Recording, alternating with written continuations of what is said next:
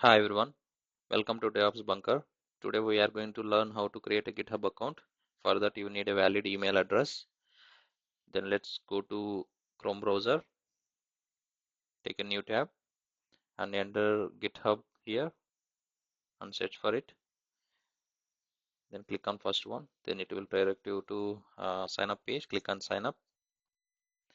Now you need to enter these fields. First one is valid email and second one is password.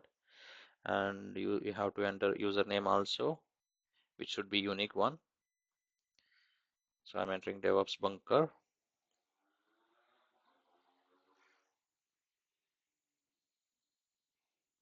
Yeah, once you filled it, click on create account.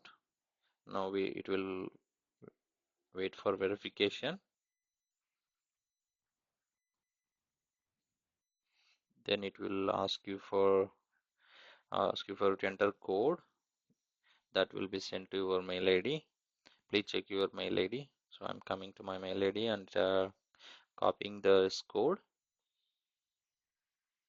and entering it over here and continue. So now we have created our account successfully. Now we have to sign in with the same email address and the password. So enter email address here, then the password.